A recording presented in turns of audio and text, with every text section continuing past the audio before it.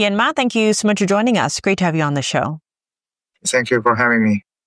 Now, your latest film is a political thriller titled Unrestricted War. First, tell us about why it's called Unrestricted War and give us a sense what viewers can expect watching this. This film is inspired by the pandemic, COVID-19 pandemic, and a few other related events. And we did a lot of research, especially focused on the very early stage of the pandemic, how the CCP authority actually manipulated the information and later on even weaponized the situation and eventually turned it into a global pandemic. In my opinion, I think it's something was preventable and eventually turned to a very, a global disaster. This is actually all linked to a concept of a military strategy called unrestricted warfare. It's written by two PLA, People's Liberation Army's officers. And they have this concept of using all means necessary rather than a conventional warfare to conquer the enemy, to defeat the enemy. It is incredible that, after so many years, we still don't know exactly what happened in those early days, right? And given that many people want to move on from the pandemic, it has been a couple of years now. Talk to us about why it's so important, especially for Americans, Canadians. You have a Canadian virologist as one of the main characters. Why is it so important for us to revisit how and why the Chinese Communist regime covered up the early stages of the pandemic?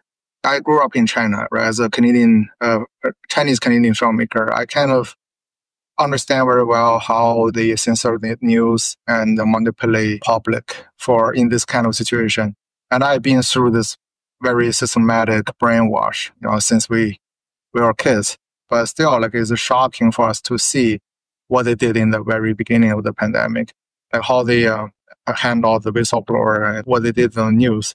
I was thinking this is actually important because in the past decades, this whole system has turned many Chinese people into victims. But during the pandemic, actually, the harm didn't stop within China. That actually all the people around the world become victims of the same system. And we need to prepare for the future. If something in the future, something worse happens in the future, something more deadly than COVID, then we may not have a second chance. We may not be so lucky next time. Yeah. Looking back at those early days, it was kind of interesting, right? You see the Chinese regime stopping flights from Wuhan to other parts of China, but not globally. And so these people, maybe they are infected. They themselves don't know. They go all around the world and you start seeing those bubbles. I know we were all watching the COVID tracker from the university, right? Just watching the whole map just bubbling up, getting red all over. And that fear that people were feeling, not knowing if people were going to die. There were a lot of people who died, right? All sorts of devastation, economic, life, everything from that. As you mentioned, though, we need to prepare for anything that might come down the road. So touch on that again for us, why it's so important for people to watch this film and learn that. We're so connected in many ways with China, right? For conventional warfare, we understand this happens on battlefield for the soldiers. But actually, this kind of new format of warfare actually turn our everyday life into some kind of battlefield. It could happen to our co-workers. Actually, all the Chinese own and operate social media platforms, it could actually impact our neighbors, our friends, our public opinions. So to realize this threat is actually very important for the Western public because it's a new concept and it is everywhere. And it's doing real harm to the whole world. Lately, there's been more focus on China or the Chinese regime's long arm or transnational repression, trying to silence, dissidents, not just inside China, but overseas as well.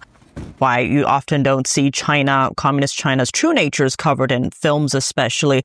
Talk to us about the process of making this film and the threats and harassments that you and your family faced. Yeah, making this film has definitely been a very difficult journey for us. We kind of knew this from the very beginning, and my producers and we were talking about this a few times during the production because many of our crew, they still have family members in China, including myself. A few of my relatives were harassed and threatened by the National Security Office and some local government officials. And one of my immediate family member, the income got cut off by the local government. And since the beginning, since I started the project, so it's almost been 2 years, it's still cut off. But we still decided to move forward because, like I said, I mean, we all feel this is an important topic, and we feel the responsibility to do it as well because, like, there are so many brilliant filmmakers in China, but they simply can't work on a film like this because they don't have the freedom to do it. So, I mean, at least we are in Canada, so we have the chance to work on it. So, that's why we did our very best. People will just see communist China and say, oh, there's just another competitor. It's just like any other country. But doesn't really seem like the Chinese regime plays by the same rules, right? Fundamentally, let's see this. As someone grew up in China, I mean, the system, I understand their brainwash system. So to them, they never really treat foreign countries like US or Canada or the Western countries. They never treat them like a competitor. They always treat them as enemy. I think this is the most important thing that we should understand. Because, like, being grew up in China, all you learn from the textbook as a child is like how all the Western countries invaded China, how humiliated it is. And all this hate propaganda made Chinese people, like, the seeds of hate grew in their heart, right? So eventually, when they needed to manipulate people's opinion, they can easily just to use hate as a weapon. To them, it's a war. It's just in different formats, I think. Very different starting point for sure than that ideological and all the actions that follow. With everything covered, though, where can people go to watch Unrestricted War? The Unrestricted War will be released on Gan Jing World Plus on August 8th.